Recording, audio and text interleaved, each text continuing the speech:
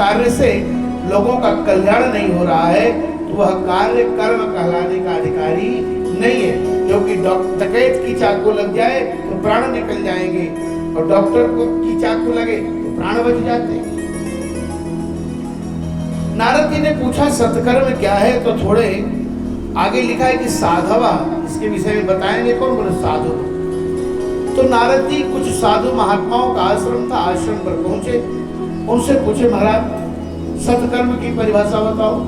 तो कितने महात्मा तो तुरंत आश्रम से निकलकर 9 2 11 हो गए। क्यों? क्योंकि नारद जी प्रश्न करने आ रहे हैं।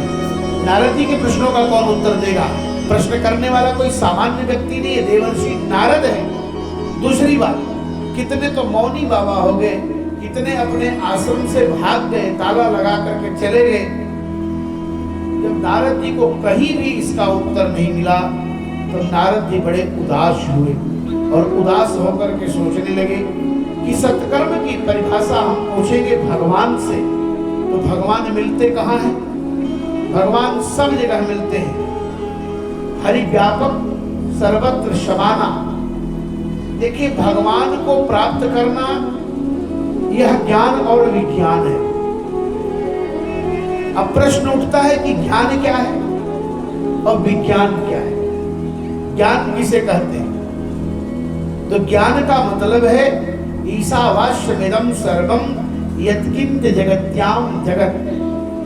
जहां तक यह धरा है, जहां तक यह जगत है, जहां तक यह पृथ्वी है, वहां तक जगदीश की सत्ता है।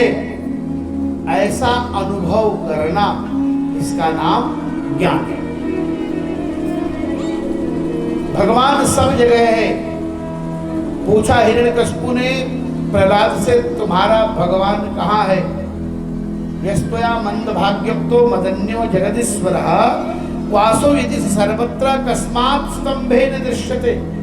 तेरा भगवान कहाँ है? प्रहलाद ने कहा मेरा प्रभु सब जगह है। वो है नहीं कहाँ? कवितावली में गोस्वामी जी कहते काढ़ कृपान कृपान कहूं प्रतिकाल करान विलोकी न भागे। भगवान के भक्त भगवान पर भरोसा रखते हैं और भक्तों को थोड़ा संकट आता है, लेकिन भगवान जब कृपा करते हैं तो सारे संकट समाप्त भी हो जाते हैं। भगवान सब जगह है, ऐसा अनुभव करना ज्ञान है। लेकिन उस परमात्मा को निर्गुण से सगुण, निराकार से निराकार, निराकार से निराकार बना लेना, इसका नाम विज्ञान है। अब आप समझेंगे महाराज हमको तो बात समझ में नहीं आई। एक उदाहरण दूंगा, बात आपको समझ में आएगी। वैज्ञानिकों ने अनुभव किया कि पानी में बिजली है।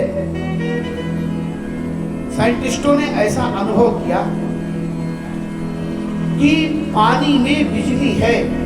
ऐसा अनुभव ये ज्ञान है। ऐसा अनुभव कर लेना, इसी का नाम ज्ञान है। लेकिन विज्ञान क्या है? कहा निराकार बिजली को टरबाइन मशीन पर मथ कर पानी को और निराकार से साकार कर लेना, इसी का नाम विज्ञान है। टेक्नोलॉजी के माध्यम से पानी में छिपी हुई बिजली को प्रकट कर लेना, इसी का नाम विज्ञान है। शिव जी कहते हैं हरि व्यापक सर्वत्र समाना, प्रेम से प्रकट हो ही मैं जाना। प्रेम से भगवान प्रकट होते हैं। अब कुछ लोग कहते हैं महाराज जब भगवान सब जगह हैं तो फिर मंदिर जाने की आवश्यकता नहीं। बात तो सही है, उनका प्रश्न सही है, लेकिन मैं पूछता हूं कि अगर आप रास्ते में जा रहे हो साइकिल पर चढ़कर और साइकिल पंचर हो तो हवा तो सब जगह है, हवा तो सब जगह चल रही, तो क्यों नहीं साइकिल में आप हवा डलवा लेते? जब सब जगह हवा चल रही है तो साइकिल में हवा डल जानी चाहिए? नहीं, उसको फ्लिप कराने के लिए कहीं जाना पड़ेगा जहां हवा का समूह है, जहां हवा को रखा गया है। ठीक उसी प्रकार से भगवान तो सब जगह है, लेकिन मंदिर में उसका विशेष प्रभाव है। मंदिर में वो पुंजीभूत है, वहां जाने पर हमारा प्रेम प्रकट होता है, हमारी आस्था उसके प्रति जुड़ जाती है, हम सरेंडर कर जाते हैं। और जब सरेंडर टू गॉड की स्थिति में हम आते हैं, शरणागत हो जाते हैं, तो हमारे प्रभु कृपा करते हैं। नारद जी पहुंचे बद्रिक आश्रम। वहां जाकर के सोचे भगवान से ही पूछेंगे, तप करेंगे, प्रभु को प्रकट करेंगे। भगवान बताइए कि सत्कर्म क्या है। इतना विचार करके नारद जी गए। उसी समय उन्होंने क्या देखा, चारों वेद की तरह चारों भाइयों का दर्शन हुआ। सनक, सनंदन, सनातन, सनत कुमार। ये नारद जी के बड़े भाई हैं, लेकिन 5 वर्ष के बच्चों की तरह है। क्यों? क्योंकि इनके मुख में भगवान का नाम है, और जिसके मुख में भगवान का नाम है वो व्यक्ति जल्दी बूढ़ा होने वाला नहीं है। आप संतों को देखिए, 80 वर्ष की अवस्था में इतनी फिटनेस दिखती है, क्योंकि उन्हें नाम का प्रभाव है, नाम का भरोसा है। और याद रखिए, भगवान के नाम में इतनी बड़ी शक्ति है कि अगर उस नाम को आप ईमानदारी से स्मरण करेंगे तो दुनिया में कोई संकट आएगा भी तो टल जाएगा। भरोसा करिए। अच्छा, आप सरकार की नौकरी करते हैं तो पेमेंट देती है सरकार। 10 से 4 जाते हैं तो 50,000, 1 लाख, जिसकी जैसी स्थिति है। तो जब ये नकली सरकार जो 5 साल में बदलती बिगड़ती रहती है, 5 साल में हीरो, 5 साल में जीरो होने की स्थिति आती है, ये नकली सरकार जब आपको इतना दे रही है, तो जो असली सरकार है, जिन्होंने पूरे संसार को बनाया है, अगर हम उसकी नौकरी करेंगे तो क्या जीवन में किसी वस्तु की कमी रहेगी? अयोध्या में बैठे हुए लोग क्या खेती करते हैं? लेकिन हजारों लोग रोज प्रसाद पा रहे हैं। काशी में बैठे हुए, वृंदावन में बैठे हुए हमारे पूज्य गुरुदेव श्री जीयर स्वामी जी महाराज जी कोई खेती कर रहे हैं, लेकिन हजारों लोग रोज प्रसाद पा रहे हैं और कोई कठिनाई नहीं। इसलिए राम नाम का करो भरोसा, तो भर भर थाली मिले परोस। देवर्षि नारद सनत कुमारों को प्रणाम किए, 5 भाइयों के सामने अपने दुख का कारण बताए। चारों भाइयों के सामने चारों भाइयों ने कहा, नारद घबराओ नहीं, सबसे पहले तो तुम्हें धन्यवाद जो इनके दुख को देखकर तुम दुखी हो गए। देखो नारद, ऐसी समस्याओं का समाधान पहले से है। अरे पहले से है जी। दुनिया के जितने यज्ञ हैं वो व्यक्ति को स्वर्ग पहुंचाते हैं, याद रखिए, लेकिन श्रीमद् भागवत की कथा स्वर्ग नहीं पहुंचाती। तो कितने लोग सोचेंगे महाराज तो स्वर्ग नहीं जाएंगे तो फिर क्या करें? का भगवान की कथा भगवान के भक्तों को भगवान में जोड़ देती है, ले जाकर के मिला देती है। फिर संसार में आने की आवश्यकता नहीं है, क्योंकि दुनिया में बड़ा दुख है, बहुत कष्ट है। थोड़े समय के लिए दुनिया आपको सुखदायक लगती है, बाद में केवल दुख ही दुख है इस दुनिया में। सनत कुमारों ने कहा, नारद देखो, सत्कर्म का मतलब है श्रीमद् भागवत की कथा। श्रीमद् भागवत को ही सत्कर्म कहते हैं। और इस कथा का गायन कौन किया? सुखदेव जी ने। कथा गाई जाती है, कही नहीं जाती है। कथा हमारे व्यास जी बैठे हुए वयोवृद्ध कथावाचक मानस कोकिल जी, कथा गाई जाती है। और जितने गाने पर भगवान खुश होते उतना रोने पर खुश नहीं होते। बहुत वक्ता देखते मंच पर बड़ा रोते, रोने वाले पर भगवान नहीं खुश होते, लेकिन गाने वाले पर जरूर खुश हो जाते। कथा झूम कर गाइए, मस्ती से गाइए। सत गीता सुकादि, सुकादि ऋषियों ने गाया। देखो, श्रीमद् भागवत महापुराण में सब कुछ है। नारद जी ने प्रश्न किया, महाराज जो काम वेद से नहीं हुआ, वेदांत से नहीं हुआ, गीता से नहीं हुआ, वो भागवत से कैसे हो जाएगा? क्योंकि वेद वेदांत से ही तो भागवत निकला है। तब सनत कुमारों ने 3 प्रमाण बताए। ज्यादा पढ़े लिखे लोग तर्क बहुत करते हैं और ज्यादा तर्क करने वाले को कुछ मिलने वाला नहीं है, इसलिए बहुत तर्क के चक्कर में पड़ना नहीं चाहिए। पहला प्रमाण दिया, देखो श्रीमद् भागवत फल है, आम का फल कितना मीठा होता है। आम का सीजन चल ही रहा है, जाने ही वाला है, तो आम खाएं हम तो विचार करें कि आम इतना मीठा है तो आम का पेड़ कितना मीठा होगा।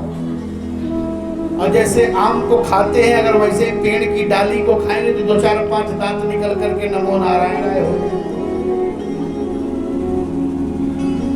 तो वृक्ष का सार है फल, गन्ने का सार है चीनी। अगर खीर बनाना हो और कोई कहे मुखिया जी गुड़ लाइए, बोले अरे महाराज जी गन्ना बहुत लगा है, ला दे रहा हूं, इसी से खीर बना दो। गन्ने से खीर बने? गन्ने को काट करके हम कढ़ाई में डालेंगे? नहीं, उसको निचोड़ेंगे, उसका रस निकालेंगे, तब उससे खीर बनेगी। तीसरा का दूध का सार है घी। अब किसी को हवन करना हुआ, पंडित जी ने कहा मैया घी लाओ, बोले रे पंडित जी दूध है, इसी से हवन कर लो। जब तक से दूध को दही, दही से घी, मक्खन, मक्खन से घी बनता है। भागवत संपूर्ण वेद और पुराणों का सार है। और वास्तव में मैं अपने जीवन की बात बताऊं, दुनिया में भागवत से बढ़कर कोई ग्रंथ है ही नहीं। और जो भागवत की कथा पर विश्वास करता है ईमानदारी से, आप प्रतिदिन 1 अध्याय भागवत हिंदी में ही पढ़िए। आप 1 महीने पढ़िए, इसके बाद आपको क्या रिजल्ट मिलता है मुझको बताइए। केवल 1 महीने, कितने दिन? 1 महीने, प्रतिदिन 1 अध्याय पढ़िए। श्रीमद् भागवत कोई सामान्य ग्रंथ नहीं है महाराज। नारद जी ने कहा कि हे महापुरुषों, आपके शरण में मैं जा रहा हूं। शरण में जाने का मतलब क्या है? आपके शरण में जा रहा हूं, प्रेम का प्रकाश करो। प्रेम प्रकाश हृदय, प्रेम का प्रकाश मतलब परमात्मा की तरफ हमें ले चलो। बड़े जन्म जन्मांतर, जुग जुगांतर, कल्प कल्पांतर के पुण्य जब पूंजीभूत होते हैं तो व्यक्ति भागवत की कथा सुनता है। मुखिया जी के मन में भाव था कि महाराज जी को बुलाएं, भागवत की कथा कराएं, और आज वह संयोग बना है। किसी के बनाने पर नहीं बनता, जब भगवान की कृपा होती है तब यह संगत हो ही। जब पुण्य पूरा करते भूरी, गोस्वामी जी कह रहे हैं, भागवत की कथा से अज्ञान का नाश होता है, प्रेम की प्राप्ति होती है। भक्ति महारानी के कष्टों को निवृत्त करने के लिए सनत कुमारों ने कहा आप भागवत की कथा करो। भागवत की कथा?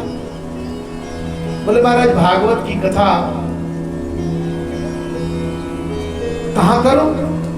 कहा बद्रीनाथ में करोगे तो बहुत ठंड है, कथा सुनने वाले कुछ श्रोता भी चाहिए, केवल वक्ता आंख बंद करके बोल रहे हो।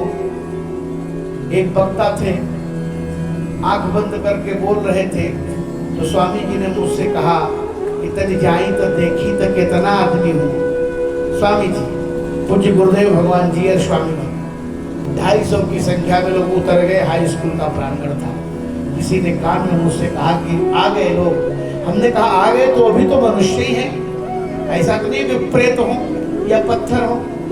वे लोग आए, कथा सुने मस्ती के साथ और कह कर गए कि जिस दिन पूर्णाहुति होगी हम लोग आएंगे, पोथी पूजने के लिए आएंगे महाराज। ये भागवत की कथा है।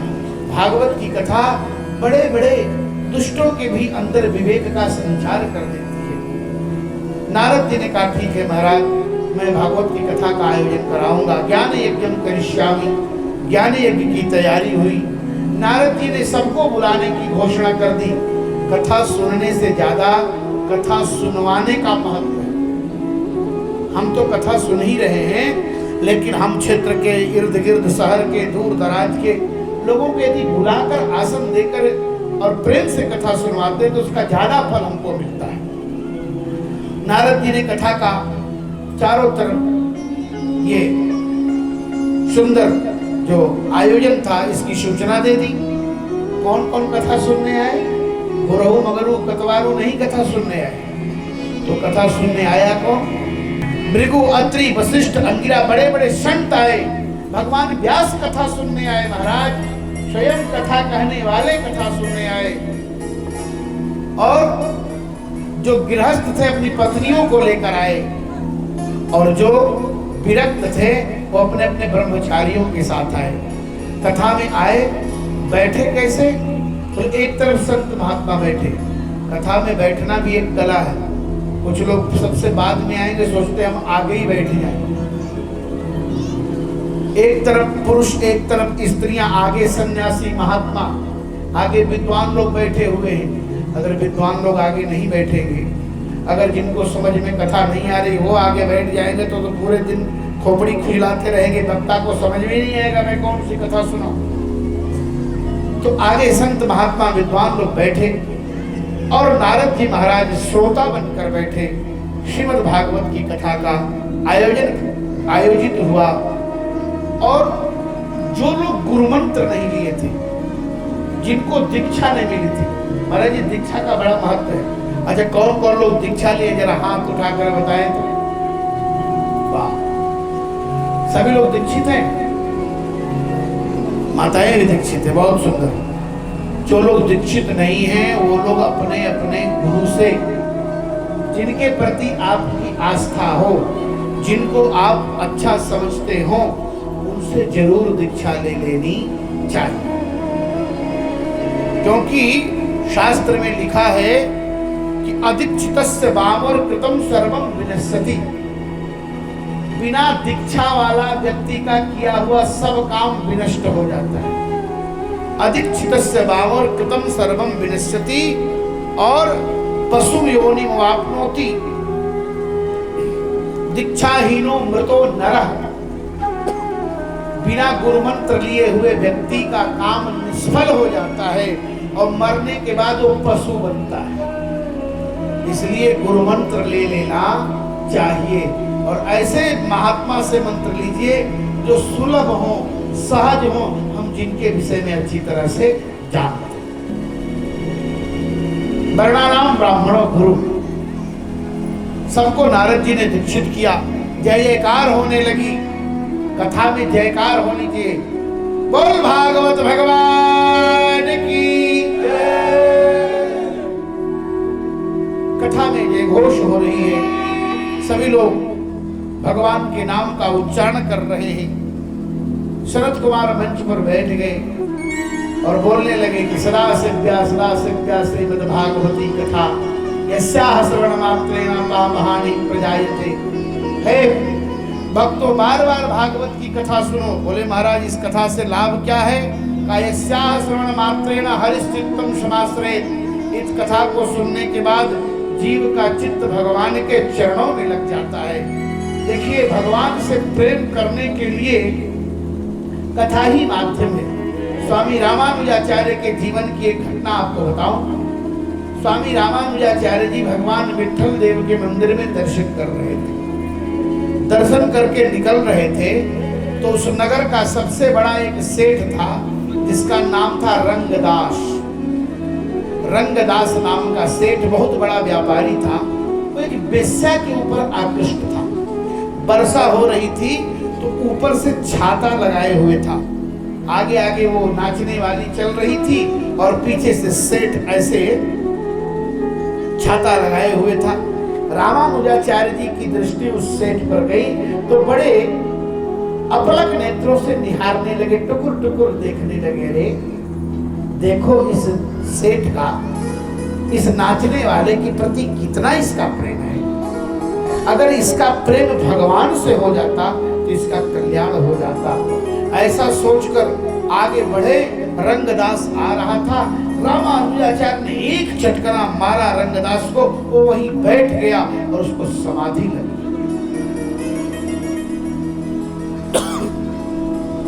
संत महात्मा का आशीर्वाद, संत महात्मा की डांट भी हमारे जीवन के लिए बड़ी ही लाभदायक है। संत कभी आशीर्वाद को छोड़कर साप देते ही नहीं। स्वयं कह रही है गौतम की पत्नी, अगर हमारे पतिदेव हमें साप नहीं देते तो हे राम आपका दर्शन। महात्मा का साप भी वरदान की तरह होता है। देवर्षि नारद ने हाथ जोड़ करके कथा श्रवण करना प्रारंभ की। कथा शुरू हो गई। देवर्षि नारद कथा सुन ही रहे थे, उसी समय एक आश्चर्य हुआ। क्या आश्चर्य हुआ महाराज? बोले महाराज, कहते एक बात ध्यान से सुनो, श्रीमद् भागवत की कथा कोई भी कभी भी सुन सकता है। दिनानाम नियमो नास्ति, भागवत के महात्म में लिखा है कि जब मन तभी भागवत की कथा सुन लेना चाहिए। बोले महाराज, भागवत की महिमा इतनी बढ़ कैसे गई? जिस समय भगवान कृष्ण धराधाम का त्याग करके जा रहे थे तो उद्धव जी महाराज वहीं खड़े थे। प्रभास क्षेत्र की बात है। उद्धव ने कहा प्रभु आप तो जा रहे हैं, लेकिन लोगों का कल्याण कैसे होगा? आप तो चले जाएंगे, कलयुग आ रहा है। तब श्री उद्धव जी की प्रार्थना सुन करके भगवान ने कहा मैं कहीं जा नहीं रहा हूँ, मैं कहीं जा नहीं रहा हूँ, तिरोधाय प्रविष्टो हम श्रीमद् भागवतारणम। अब मैं क्षीर सागर में नहीं जाऊंगा, अब मैं भागवत के समुद्र में जा रहा हूँ। श्रीमद् भागवत में भगवान ने प्रवेश कर लिया और भगवान की घोषणा है, कलयुग में जो भागवत की कथा का आश्रय लेता है उसका कल्याण तो निश्चित ही हो जाता है। ऐसी चर्चा चल ही रही थी। उसी समय भक्ति महारानी दोनों पुत्रों को लेकर आई। बोल भक्ति महारानी की।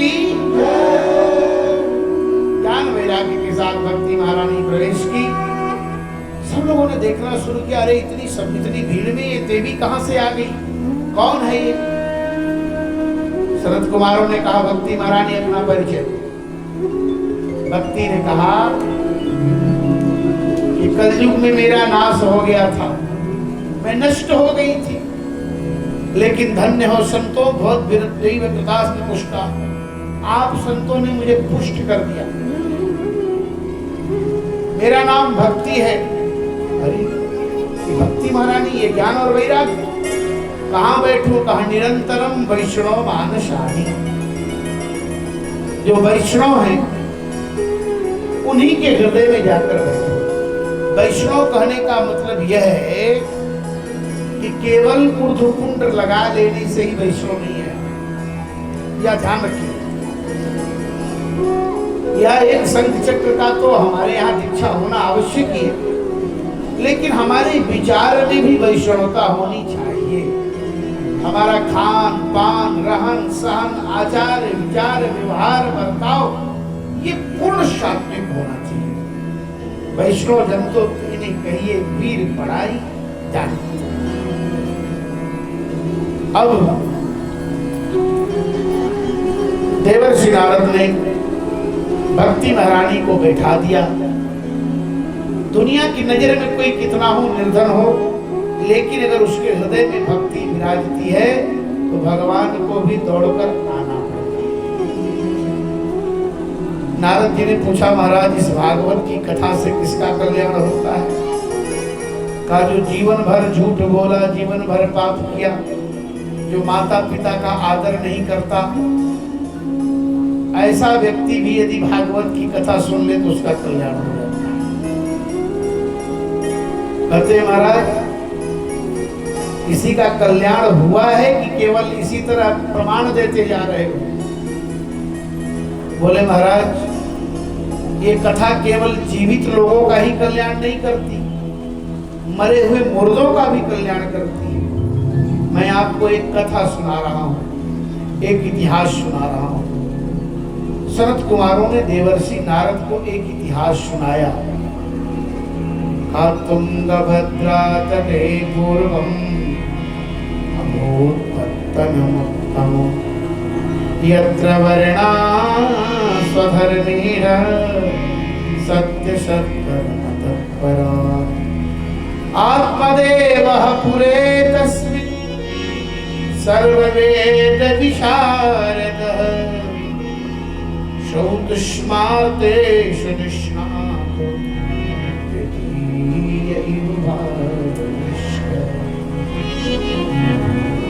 तुंगभद्रा नाम की नदी कहाँ बसती है, कहाँ बहती है?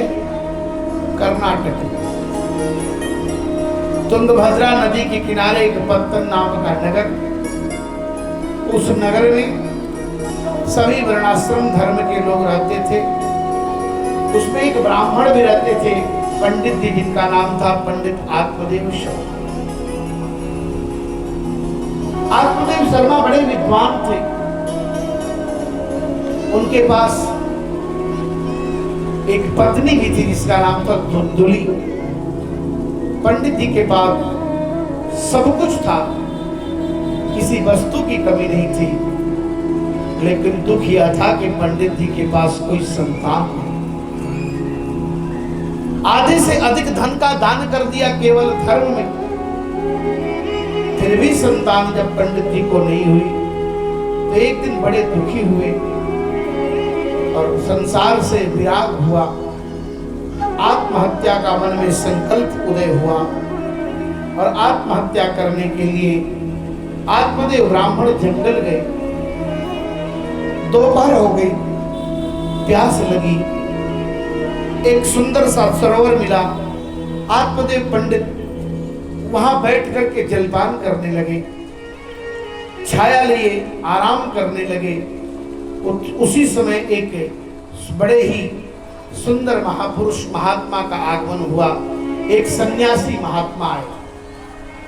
सन्यासी महात्मा को देखा, महात्मा को देखते उन्होंने प्रणाम किया। महाराज जी ने पूछा, पंडित जी क्या नाम है? आत्मदेव ने कहा, महाराज मेरा नाम तो आत्मदेव शर्मा। वाह, नाम तो बड़ा सुंदर है आपका, जंगल में कैसे आ गए? आत्मदेव ने कहा, महाराज मेरा नाम आत्मदेव, मैं आया हूं आत्महत्या करने। अरे जंगल में तुम आत्महत्या करने आए, ब्राह्मण होकर के इतना बड़ा पाप करोगे? आत्मदेव ने रोना शुरू कर दिया। महात्मा ने पूछा, भैया रोने का कारण क्या है? बोले, महाराज क्या बताऊं, मेरे जीवन में सब कुछ है, लेकिन दुर्भाग्य है कि मेरे पास न कोई पुत्र है न कोई पुत्री है। जो फल आता है मेरे घर वह भी सड़ जाता है। दूसरे के घर से अगर हम गाय भी लाते हैं तो वो बछड़े नहीं दे पाती, वृक्ष भी लगाते हैं तो फलते फूलते नहीं है। तो महाराज ऐसी अवस्था में हम जीकर क्या करेंगे? महात्मा ने एक क्षण के लिए आंख बंद करके कहा, ओ पंडित जी मैं देख लिया, मैं समझ गया, आपके ललाट की रेखा देखने से स्पष्ट हो रहा है कि 7 जन्म तक कोई संतान की संभावना नहीं है। महात्मा ने कहा कि हम तो एक बात कहेंगे कि संतान के चक्कर में पड़ो ही।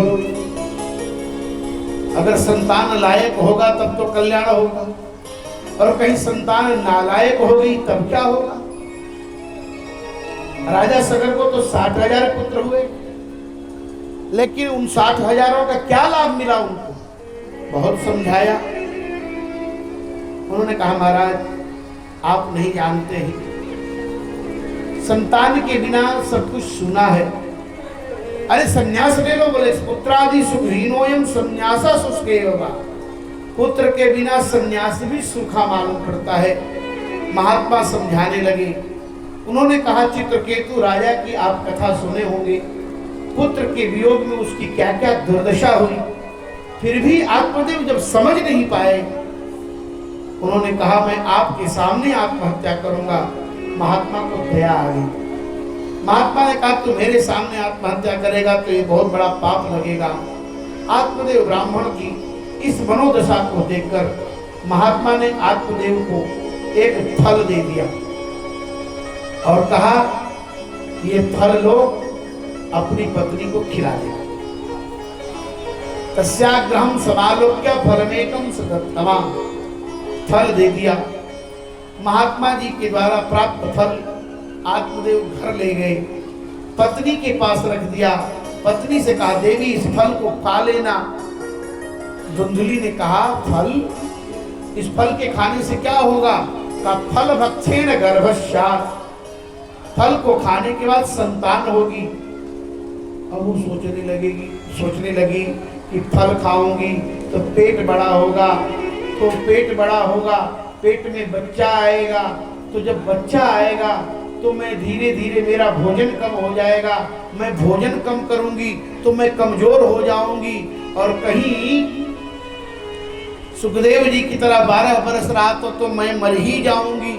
मैंने सुना है पुत्र होने में बहुत कष्ट होता है, और मैं तो सुकुमारी हूं, इस पुत्र की पीड़ा को कैसे सहन कर पाऊंगी? और सबसे बड़ा कष्ट तो तब होगा जब मेरी ननद मेरे घर में बधाई लेकर आएगी। मैं रहूंगी सौरगृह में, और उसी समय वो आएगी और मेरे घर के बक्से का ताला तोड़ करके सब गहना गीठो लेकर गायब हो जाएगी। मंदायामपि सर्वस्वम ननांदा संघरित तदा, तब मैं क्या करूंगी? ऐसा विचार करके फल खाया नहीं, फल को रख दिया। एक दिन उसकी बहन आई, उसने पूछा, बहन क्या हुआ? इतनी मोटी थी अब दुबली क्यों हो गई? कहा कुछ ही दिनों में मरने वाली। अरे क्यों मरने वाली हो भाई, क्या कारण है? कहा तुम्हारे जीजा जी ने एक फल लाया है और कहा है कि इस फल को खाओ, इससे गर्भ होगा, और मैं बच्चा पैदा करना चाहती नहीं। उसकी बहन ने कहा ठीक है, अगर ऐसी बात है तो एक काम करो। क्या? मुझे संतान होने वाली है, मैं अपनी संतान तुम्हें दे दूंगी। धुंधली ने कहा तुम्हारी संतान लेकर हम क्या करें? कहा मैं तुम्हें अपनी संतान दे दूंगी, और तुम पैसा रखने वाली हो, तुम्हारे पास पैसे हैं तो तुम मुझे पैसे दे देना, मैं अपने पति को पैसा दे दूंगी, और गांव में हल्ला कर दूंगी कि 7 महीने का गर्भ था, गिर गया। मैं कैसे रहूंगी? कहा पेट में कपड़े बांध करके रहो। बोले इस फल का क्या होगा? अब फल को खिला दो गाय को, पता करो कि असली है कि नकली है। अगर असली होगा तो गाय को भी कुछ होगा, और नकली होगा तो कोई बात नहीं। अब आपस में दोनों बहनों ने ऐसा परामर्श किया। वैसा ही धुंधली ने किया, फल खिला दिया गाय को, और अपने पेट में कपड़े लगा करके घूमने लगे। आत्मदेव ब्राह्मण को कुछ दिनों बाद जब आत्मदेव ने देखा, बड़े प्रसन्न हुए, वाह भगवान हमारे ऊपर कृपा करती है, हमारी पत्नी को लगता है कि संतान होने वाली है। अब उनको क्या पता कि बेचारी बीच में ये नाटक खेल रही है। अब एक दिन उसकी बहन को पुत्र हुआ, और पुत्र ले आकर के और धुंधली को दे दिया। आत्मदेव को धुंधली ने सूचना दी, पंडित जी ज्ञात कर्म संस्कार कराइए, बाजा बजाने वालों को बुलाइए। अब पंडित आत्मदेव शर्मा ने बाजा बजाने वालों को बुलाया, जात कर्म आदि संस्कार संपन्न हुए, खूब दान इत्यादि दिया। अब पति के सामने धुंधली जाकर कहने लगी कि मुझे तो दूध नहीं हो रहा है, यदि आप आदेश करें तो मैं अपने बहन को बुला करके बच्चे को दूध पिला। स्तन्यम नास्ति स्तन्यम नास्त महाराज स्तन्यम नास्त कुचे ममा। अब आत्मदेव को लगा कि बेचारा बच्चा है, दूध के बिना मर जाएगा, तो इसका पालन तो होना चाहिए। आत्मदेव ने कहा ठीक है, अपनी बहन को बुलाकर दूध पिला दो। आत्मदेव जी समझे नहीं कि दोनों स्त्रियां आपस में कुचक्र कर रही हैं। जिस गाय को फल खिलाया था, 3 महीने बाद सर्वांग सुंदर दिव्य एक बछड़े का जन्म। सारा शरीर मनुष्य के, सारा शरीर महाराज मनुष्य के, दोनों कान बछड़े की तरफ। गांव वाले बोले धन्य हो परमात्मा, जब देते हो तो खूब इसी तरह देते हो। आत्मदेव के पास कोई नहीं था, और आज पुत्र हुआ तो पत्नी को भी पुत्र हुआ और गाय को भी पुत्र हो गया। आत्मदेव जी ने कहा दोनों का नाम रखा जाए। धुंधली ने कहा मैं बच्चे के जन्म से पहले नाम रखती हूँ। क्या नाम?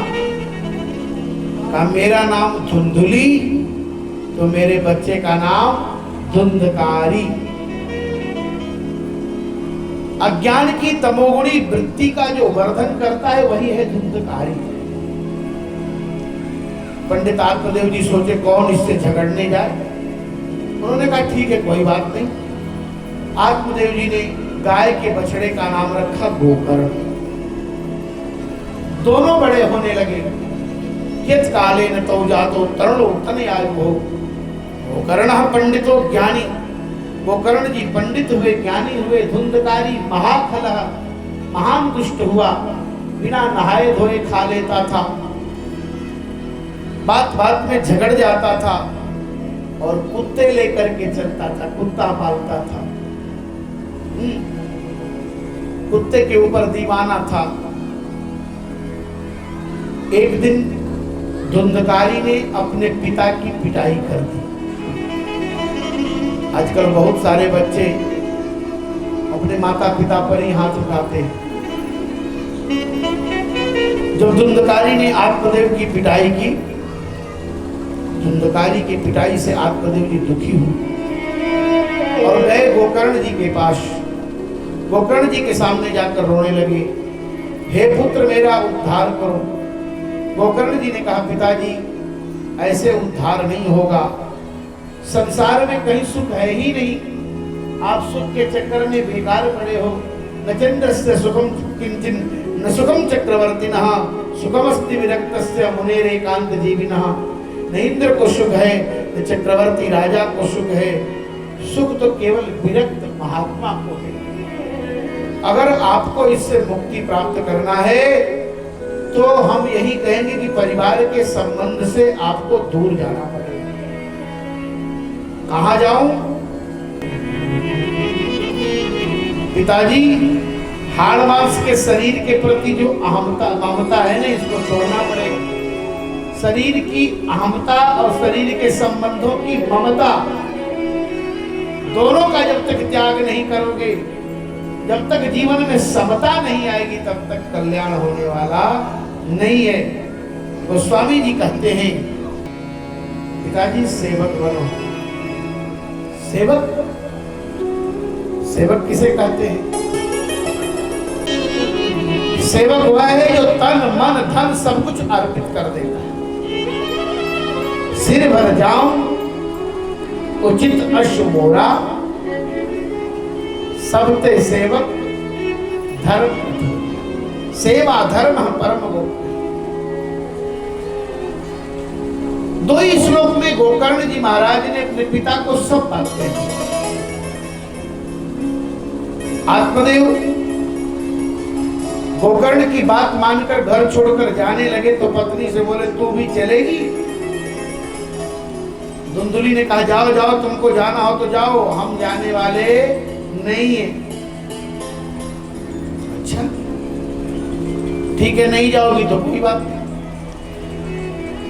आत्मदेव जी महाराज चले गए हरिद्वार।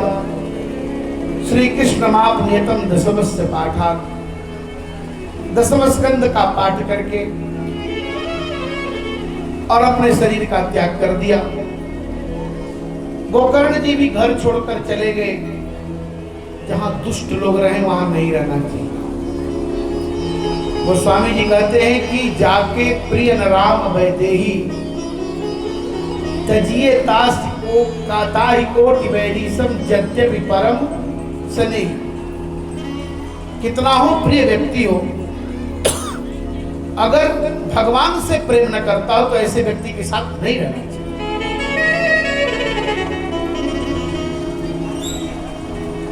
गोकर्ण जी भी घर छोड़कर चले गए। इधर धुंधकारी स्वतंत्र अकेले हो गया। एक दिन उसने मां की पिटाई की, अपनी मां धुंधुली की, और धुंधुली से कहा जितना माल मत्ता रखी हो सब दे दो, नहीं तो आऊंगा तो लुआठी से मारूंगा। भागवत में लिखा है कि यदि नहीं दोगी तो क्या करूंगा?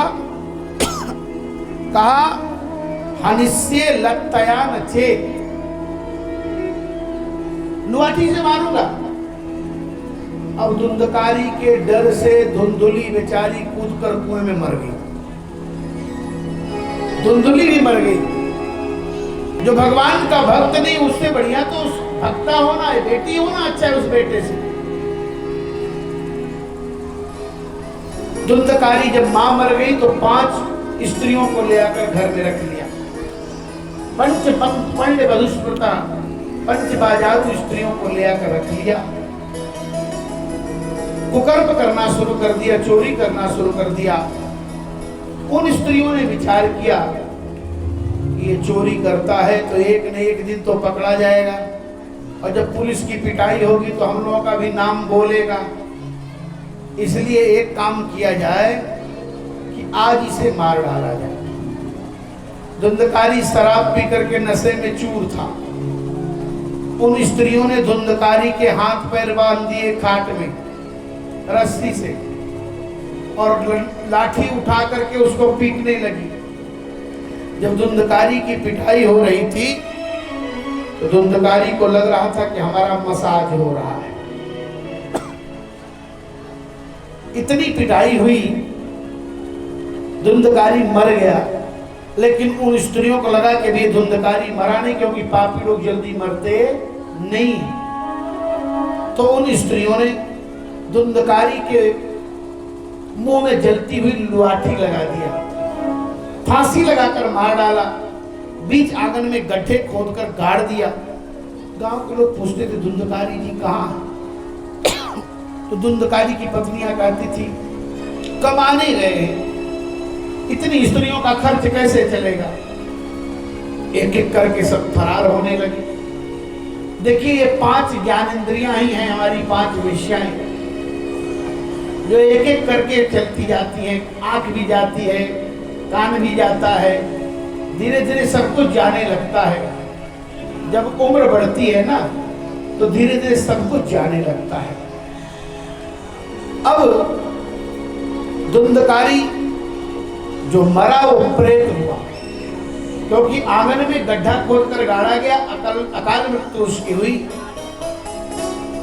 गोकर्ण जी को पता चला मेरा भाई मर गया, तो जहां जाते थे पिंडदान तर्पण करते थे। जो गया में गए उन्होंने पिंडदान किया तो धुंधुली प्रकट हो गई। धुंधुली ने कहा बेटा तुमने मेरा पिंडदान किया, मेरा तो कल्याण हो गया, लेकिन तुम्हारा भाई अभी प्रेत बनकर घूम रहा है। गोकर्ण जी महाराज घर आए तो घर की हालत बिल्कुल बिगड़ी हुई। रात में खाट बिछाकर सोए। धुंधकारी प्रेत बनकर आया, कभी हाथी बनकर, कभी भैंसा बनकर, कभी बवंडर बनकर, कभी आग बनकर के सामने आता था। उन्होंने पूछा तुम कौन हो? बोल नहीं रहा था। देखिए प्रेत बोलता नहीं है। अब माता जी के यहाँ तो सुनते हैं कि केवल प्रेत वाले ही यहाँ आते हैं, तो प्रेत को बोलवाने के लिए उन्होंने उसके ऊपर जल का अभिसिंचन किया। जैसे झाड़ फूंक करने वाले लोग भी ऊपर से अक्षत मारते ना, ऐसे तो वो जबान खोलता है, बोलना शुरू करता है। उन्होंने पूछा तुम कौन हो भाई, इतनी रात को हमें परेशान कर रहे हो? उसने कहा मैं तुम्हारा बड़ा भाई हूं, मेरा नाम धुंधकारी है। तदर्थम तो गया पिंडे, मैंने तो भैया तदर्थम तो गया पिंडो, मैंने तो गया में पिंडदान कर दिया, तुम यहाँ क्यों आए हो? सुनो, एक बार नहीं 100 बार भी गया में पिंडदान करोगे मेरी मुक्ति होने वाली नहीं है। क्यों? अब एक प्रश्न उठता है कि जब गया में पिंडदान करने से मुक्ति नहीं हुई धुंधकारी की, तब तो गया में पिंडदान व्यर्थ है। यह एक मन में प्रश्न उठ सकता है, क्योंकि धुंधकारी ने कहा कि स्व गया श्राद्ध सतेनापि मुक्ति में ना भविष्यति, 100 बार पिंडदान करोगे मेरी मुक्ति नहीं होगी। इसका मतलब क्या है? इसका निराकरण यह है कि चिट्ठी कितना हो अच्छी हो, लेकिन पता यदि अच्छा न हो जहां पहुंचना हो वहां का परफेक्ट पता ना हो तो चिट्ठी पहुंचेगी? तो गोकर्ण जी जानते थे कि वो मेरा सहोदर भाई है, इसलिए वो अपने गोत्र से नाम से उसको पिंडदान और तर्पण कर रहे थे। लेकिन उनका तो सहोदर था नहीं, वो उनके पिता की संतान था ही नहीं, वो तो कहीं अन्य से लाया गया था, एडाप्टेड था। जैसे आजकल एडाप्टेड बच्चे लोग ले आ रहे हैं घर में अनाथालय से, तो एडाप्टेड था। यही कारण है कि गैर शादी से उसकी मुक्ति नहीं हुई। उसने कहा कोई दूसरा उपाय करो। तब गोकर्ण जी महाराज ने सुबह सबसे पूछा, भैया मेरा भाई प्रेत हो गया है, उसकी मुक्ति कैसे होगी? लोगों ने कहा आप तो खुद ही विद्वान है महाराज, अब हम लोग क्या है आपको बताएं। बोले नहीं नहीं बताओ महाराज, कोई कुछ उपाय तो बताना ही पड़ेगा। तब सबने कहा महाराज आप स्वयं इसका निराकरण करो, क्योंकि हम लोग तो धुंधकारी के भय से उस रास्ते में भी नहीं जाते हैं। क्योंकि जब से धुंधकारी प्रेत हो गया तब से चिल्लाता है, रात भर रोता है। तब उन्होंने भगवान सूर्य से पूछा कि हे जगत साक्षी, आप ही बताइए मेरा भाई प्रेत हो गया, इसकी मुक्ति कैसे होगी? गायत्री जप कर रहे थे गोकर्ण जी, उसी समय भगवान सूर्य से प्रश्न किए। भगवान सूर्य ने कहा कि श्रीमद् भागवतान मुक्ति सप्ताहम वाचनम करो, जाओ सप्ताह की कथा का आयोजन करो, श्रीमद् भागवत से मुक्ति मिलती है। ऐसा विचार करके गोकर्ण जी महाराज ने श्रीमद् भागवत की कथा का आयोजन किया, सबको बुलाया। धुंधकारी बेचारा एक बांस में आकर के प्रवेश कर गया। बांस क्या है? बोले वासना। 7 दिन की कथा हुई, 7 गांठ फटी। वासना का केंद्र है 7। हम जीव उसी वासना में उलझ जाते हैं। वासना का पहला केंद्र है नारी के प्रति आसक्ति। वासना का दूसरा केंद्र क्या है? का पुत्र के प्रति आसक्ति। तीसरा का व्यवसाय के प्रति आसक्ति। चौथा का महाराज धन के प्रति आसक्ति। पांचवा परिवार के प्रति आसक्ति। छठवां घर के प्रति आसक्ति। सातवां गांव और समाज के प्रति आसक्ति। यही 7 आसक्ति, 7 आवरण है। और काम, क्रोध, लोभ, मोह, मद, मत्सर और अभिमान, अविद्या, जब तक इनका विनाश नहीं होगा तब तक भगवान की प्राप्ति होने वाली नहीं है।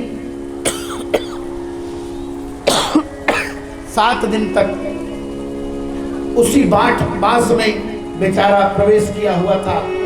7 दिन पर बांस फटा, धुंधकारी सुंदर प्रकट हुआ। बांस में क्यों प्रवेश किया था? बांस में ही प्रेत रहता है। कोई व्यक्ति मर जाता है तो पंडित जी लोग पिंडदान कराते ना, अमुक गोत्रस्य प्रेतस्य, है ना, इस पिंडस्ते मया दीयते तो प्रतिष्ठता बोलते हैं ना। तो प्रेत हो गया। दुनिया का कितना ही धनवान व्यक्ति मरता है लेकिन जाता किस पर है? बांस पर। सोने के सिंहासन पर नहीं जाता।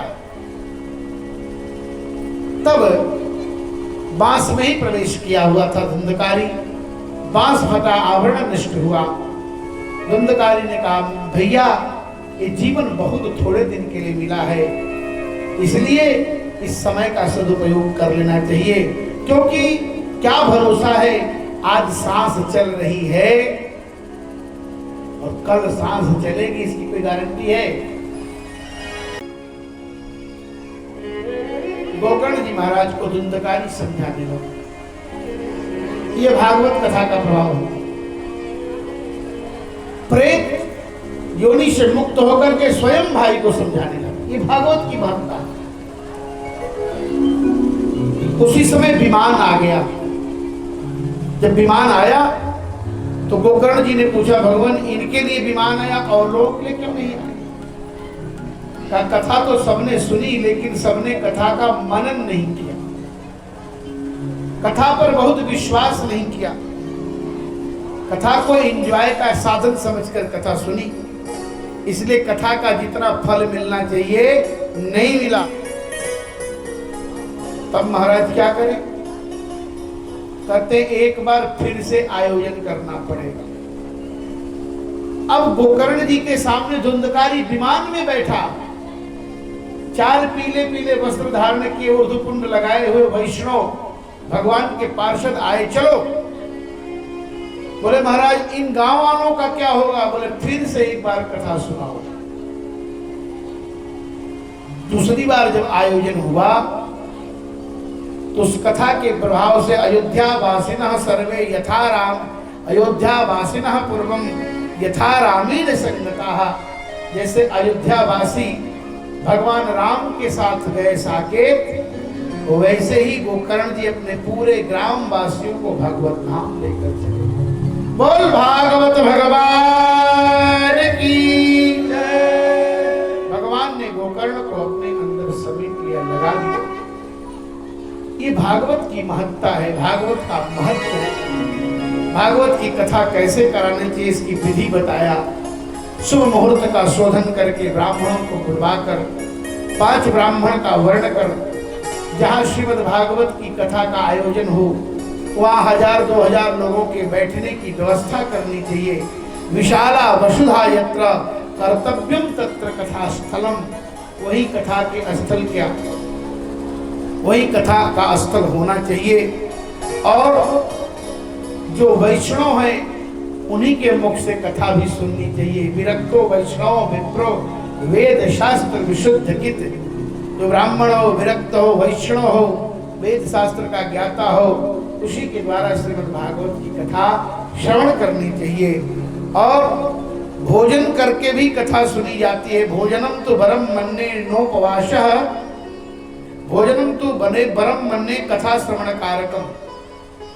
भोजन श्रेष्ठ है कथा सुनने के लिए, उपवास की आवश्यकता नहीं है।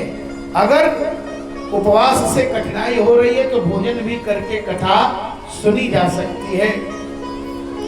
और कथा सुनने वाले को वैष्णव दीक्षा लेनी चाहिए। विष्णु दीक्षा विहीनानाम, जिनको विष्णु दीक्षा नहीं मिली है, जो वैष्णवी दीक्षा से दीक्षित नहीं है, उन्हें भागवत कथा सुनने का अधिकार नहीं दिया। इस प्रकार से कहते हैं भागवत की कथा अगर कोई संतानहीन सुनता है और संतान की कामना करता है तो भगवान उसकी भी इच्छा पूरी करते हैं। जो धनहीन सुनता है भगवान उसे धन संपत्ति प्राप्त कराते हैं। इस प्रकार से श्रीमद् भागवत की कथा सब कुछ देने वाली है। श्रीमद् भागवत का आयोजन सुंदर संगीत के साथ, दिव्य संगीत का संकीर्तन के द्वारा भगवान नाम संकीर्तन कराकर भागवत कथा का दिव्य आयोजन करना चाहिए। ऐसी चर्चा चल ही रही थी तब तक सुखदेव जी महाराज वहां प्रकट हो गए। प्रेम से बोले सुखदेव जी महाराज की जय। सुखदेव जी महाराज मंच पर विराजमान हुए, श्रीमद् भागवत की कथा सुनाना प्रारंभ कर दी। श्रीमद् भागवत की कथा में ज्ञान, वैराग्य और भक्ति तीनों नाच रहे हैं और उनके नर्तन से संगीत हो रहा है। संगीतज्ञ हैं कौन? प्रहलाद जी ताली बजा रहे हैं, धीरे धीरे उद्धव जी झाल बजा रहे हैं और नारद जी बीड़ा बजा रहे हैं। अर्जुन जी महाराज सुंदर राग गा रहे हैं और इंद्र जी मृदंग बजा रहे हैं। देवता लोग जय जय जय जय जय जय जय जय की ध्वनि कर रहे हैं। कथा प्रारंभ हो गई। कथा होते सारे भक्त आनंदित हुए, भगवान प्रकट हो गए। भगवान प्रकट हुए तो भक्ति से भगवान ने कहा वर मांगो। भक्ति ने कहा यही वर दे दो, जहां आपकी कथा हो आप वहां जरूर पधारना। भगवान ने कहा निश्चित ऐसा ही होगा। भगवान ने वर दिया भक्ति को, जहां भगवान की कथा होती है भगवान वहां अवश्य पधारते हैं। इस प्रकार से श्रीमद् भागवत की कथा अपने आप में महनीय है, वंदनीय है। और भगवान स्वयं धर्मराज कहते हैं स्वपुरुषमपि विक्षपास हस्ते हस्तम वदति यमः किल तस्य कर्णमूले। जमदूतों के कान में बोलते हैं भैया उनको मत ले आना। किनको? जो भगवान की कथा सुन रहे हैं उनको ले आना, जो भगवान को भगवान की कथा न सुने वाणी गुणा न सुन, जिनके वाणी से भगवान के गुणगणों का गान और जिह्वा न भक्ति भगवत गुण नाम धेय चेतस्तनस्मरति तच्चरणारविंदम, ऐसे लोगों को ले आना जो भगवत कथा सुन रहे हो, उनको भूल कर मत ले आना। इस प्रकार से श्रीमद् भागवत महापुराण के महात्म की कथा पूर्ण हुई। बोल भागवत भगवान की। 3 श्लोकों में श्रीमद् भागवत का मंगलाचरण हो रहा है। भागवत के प्रारंभ में सत्य का ध्यान किया गया। सत्यम परम धीमहि। संसार में सत्य कौन है? कहा परमात्मा। भगवान सत्य है, उसकी कथा सत्य है और उसका भजन सत्य है। बाकी संसार में कोई सत्य नहीं है, कुछ जाने वाला नहीं है, सब यही छूट जाता है। श्रीमद् भागवत महापुराण के प्रारंभ में 1000 वर्ष का यज्ञ करके 88,000 ऋषि बैठे हुए हैं। सूत जी महाराज आए, उनको अभिवादन करके मंच पर विराजमान कराया और ऋषियों ने प्रश्न किया। भगवान एक प्रश्न है। क्या प्रश्न है? कहा 1-2 नहीं, हमारे 6 प्रश्न हैं। पहला प्रश्न है कि दुनिया में सबसे श्रेष्ठ क्या है। दूसरा प्रश्न है सभी शास्त्रों का सार क्या है। तीसरा प्रश्न है भगवान के अवतार लेने का कारण क्या है। भगवान देवकी और वसुदेव के यहाँ जन्म क्यों लिए। चौथा प्रश्न है कि भगवान के चरित्र कितने हैं। पांचवा प्रश्न है पांचवा प्रश्न यह है कि भगवान के उदार चरित्रों की चर्चा करके आप उनको सुनाइए। और छठवां प्रश्न है कि जब भगवान इस धराधाम से चले गए तो धर्म किनकी शरण में गया। धर्म कम शरणम गतः। इस प्रकार से 6 प्रश्न किए। इन 6 प्रश्नों को सुन करके श्री सूत जी महाराज बड़े प्रसन्न हुए। उन्होंने अपने गुरुदेव को प्रणाम किया। सर्वभूत हृदय सुखदेव जी को प्रणाम किया, जिन्होंने अध्यात्म का दीप जलाया। देखिए, दीप बहुत बड़ी चीज है। एक संत कथा सुना रहे थे, उन्हीं के द्वारा एक प्रसंग मैंने सुना। एक व्यक्ति एक दिया लेकर के चौमुहानी पर खड़ा था और धीरे धीरे रात बढ़ती गई तो लोगों ने पूछा, भैया इस जगह पर क्यों खड़े हो। उसने कहा, महाराज मुझे जाना है बहुत दूर, लेकिन इस दिए से केवल 10 ही मीटर दिखाई दे रहा है। तब तक संजोग से एक महात्मा आ गए। महात्मा जी ने पूछा, क्यों खड़े हो भाई। बोले, महाराज हमको जाना है 10 कोस और दिया से 10 ही मीटर दिखाई दे रहा है। महात्मा ने कहा, दिया लेकर आगे बढ़ते जाओ, 10 मीटर देखते जाओगे तो 10 कोस तक तुम पहुंच जाओगे। भागवत जो है अध्यात्म का दीप है। अध्यात्म और धर्म में अंतर है। धर्म क्या है? बोले गाड़ी है। अध्यात्म क्या है? बोले जंक्शन है। अध्यात्म के जंक्शन पर पहुंचाने वाला यह श्रीमद् भागवत महापुराण के अध्यात्म दीप को जलाने वाले सुखदेव जी को प्रणाम किया। नर नारायण भगवान, माता सरस्वती, भगवान व्यास को प्रणाम किया।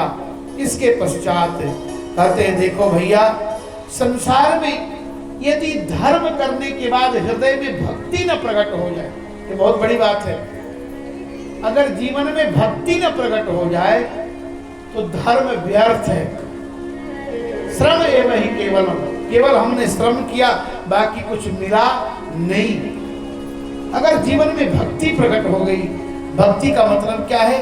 जीवन में सरसता, जीवन में मधुरता, जीवन में प्रेम का प्राकट्य हो जाना, इसी का नाम भक्ति है। इस प्रकार से कहते भगवान की कथा व्यक्ति के हृदय के मल का प्रक्षालन कर देती है। इसलिए श्रीमद् भागवत की कथा श्रवण करना चाहिए। भागवत के प्रारंभ में भगवान के 24 अवतारों की कथा सुनाई। भगवान का पहला अवतार हुआ सनक सनंदन सनातन शरद कुमार। दूसरे अवतार में भगवान वराह हुए, जिन्होंने पृथ्वी का उद्धार किया सूकर रूप बना करके। तीसरा अवतार देवर्षि नारद, चौथे में नरनारायण, पांचवा भगवान कपिल देव, छठवां अवतार दत्तात्रेय का, सातवें अवतार में भगवान यज्ञ नारायण, 8वां भगवान ऋषभदेव 9वें अवतार में भगवान बने। पृथु 10वां मत्स्य, 11वां कच्छप, 12वां धन्वंतरी, 13वां में भगवान वो मोहिनी रूप धारण करके असुरों को छल कर देवताओं को अमृत पान कराए।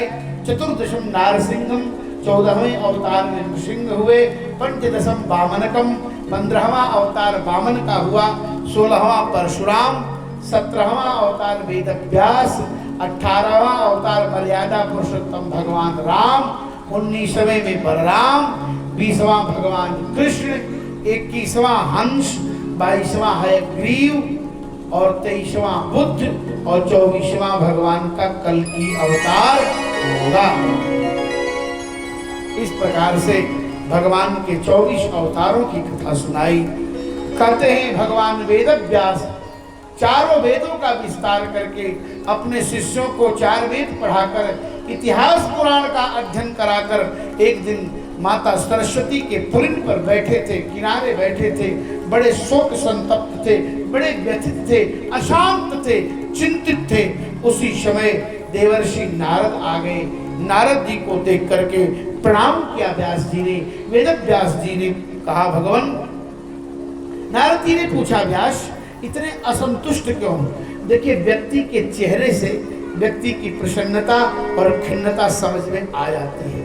वेद व्यास ने कहा महाराज मैंने बहुत कुछ किया फिर भी मुझे असंतोष मालूम पड़ रहा है। नारद जी समझ गए। नारद जी ने कहा देखो जैसे तुमने धर्म अर्थ काम का सुंदर ढंग से निरूपण किया है वैसे ही भगवत तत्व का निरूपण नहीं किया आपने। महाभारत जैसा ग्रंथ लिखा, भाई भाई के झगड़े का आपने निपटारा कर दिया, बहुत बड़ा ग्रंथ लिखा, लेकिन भगवान की चर्चा आपने नहीं किया। और जिस वाणी से भगवान की चर्चा नहीं होती है उस वाणी का आदर संत महात्मा नहीं करते हैं। इसलिए भगवान की कथा सुनाओ, कथा करो। नारद जी ने कहा अगले जन्म में दासी का पुत्र था, संतों का प्रसाद खाया, मेरी बुद्धि शुद्ध हो गई। देखिए प्रसाद और खाना में बड़ा अंतर है। संत महापुरुष यज्ञ में प्रसाद देते हैं और प्रसाद ही समझ करके खाना चाहिए।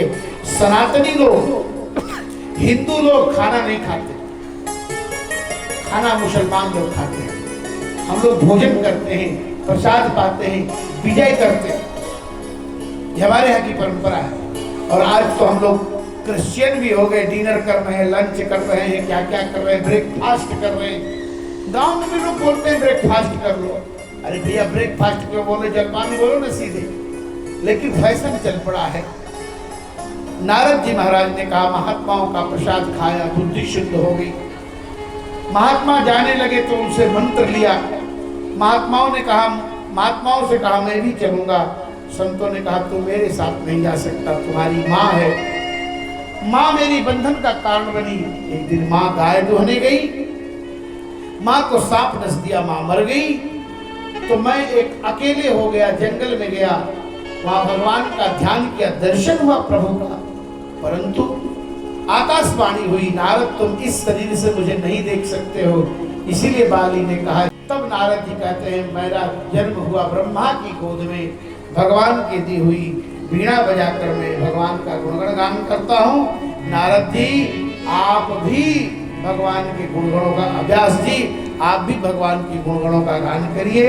व्यास जी को भगवान नारद ने भागवत की दीक्षा दिया और व्यास जी ने भागवत संहिता तैयार किया। 18,000 श्लोकों में अपने पुत्र सुखदेव को पढ़ाया। शेष चर्चा कल अपने समय से हम लोग करेंगे, क्योंकि समय की भी मर्यादा का ध्यान रखना है। 2 बार संकीर्तन करेंगे और आरती करेंगे, इसके बाद प्रस्थान करेंगे।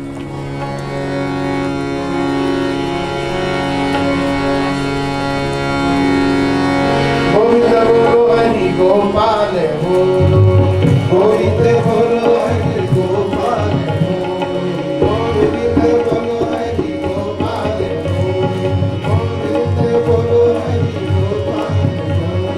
गोविंद बोलो हरि गोपाल हो, गोविंद बोलो हरि गोपाल हो, गोविंद बोलो हरि गोपाल हो, गोविंद बोलो हरि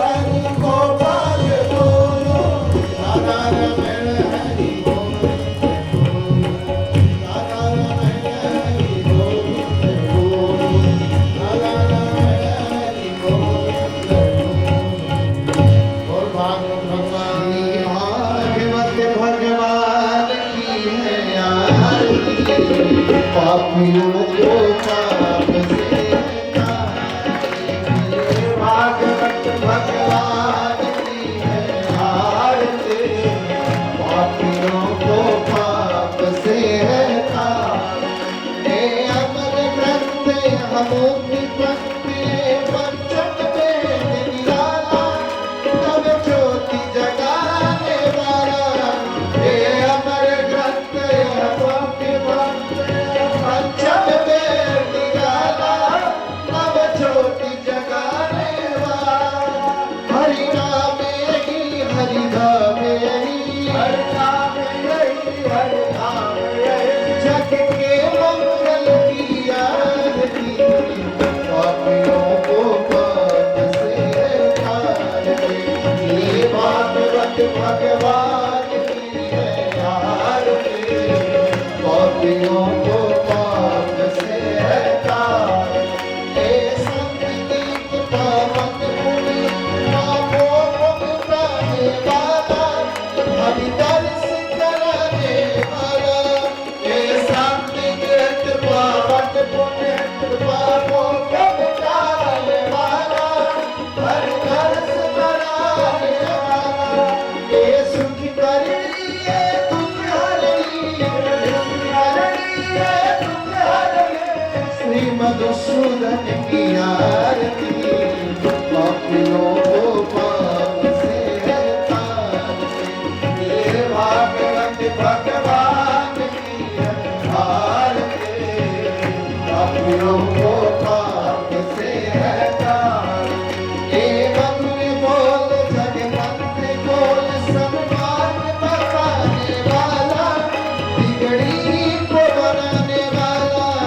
हे मधुर बोल जगमंत्र बोल, सम्मान बसाने वाला, बिगड़े को बनाने वाला। श्री राम यही घनश्याम यही, श्री राम यही घनश्याम, प्रभु की महिमा की आरती, पापियों को पाप से है तार दी। श्री भागवत भगवान की है आरती, पापियों को पाप से है तार। कर्पूर गौरव करुणा निधानम्, संसार सारम् पुण्यनिधानम्, सदा वसन्तं हृदयानि, भव भवानी सर्वतराम्। त्वमेव माता च पिता त्वमेव, त्वमेव बन्धो च सखा त्वमेव, त्वमेव वेदा च गुह्यं त्वमेव, त्वमेव